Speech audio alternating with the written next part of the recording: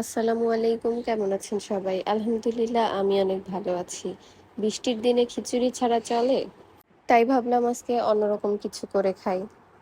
আমি আজকে সবজি খিচুড়ি রান্না করব। তার জন্য কাঁচামরিচ, পেঁয়াজ, রসুন বাটা, আদা বাটা, হলুদের গুঁড়া, তারপরে দিয়ে দিলাম মরিচের গুঁড়া, তারপরে দিয়ে দিব ধনিয়ার গুঁড়া, তারপরে দিয়ে দিব আমি জিরার গুঁড়া, তারপর তেল দিয়ে দিব আমার পরিমাণ মতো।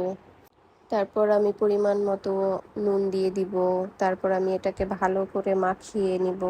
মাখানোর পরে দেখেন দেখতে কি সুন্দর লাগছে। তারপর আমি এটাতে সবজি দিয়ে দিব। আমার বাসায় যে যে সবজি ছিল আমি সেটাই দিয়েছি।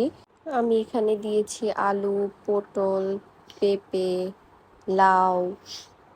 সব দেয়া হয়ে গেলে সুন্দর করে মাখিয়ে নিব। আমার কাছে মনে হয় সবজি খিচুড়িটা এভাবে মাখিয়ে রান্না করলেই বেশি মজা হয়। আপনাদের কাছে কেমন লাগে অবশ্যই জানাবেন।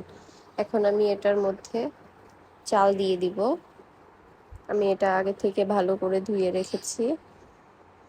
তারপর চাল দেওয়া শেষে আমি সুন্দর করে এটাকে মাখিয়ে নিব। মাখানোর পরে দেখেন কালারটা কত সুন্দর এসেছে, তাই না? তারপর আমি পানি দিয়ে এটা চুলায় বসিয়ে দিব। এই তো আমার খিচুড়িটা রেডি। ভিডিওটা কেমন লাগলো অবশ্যই জানাবেন, লাইক, কমেন্ট, শেয়ার করে দিবেন।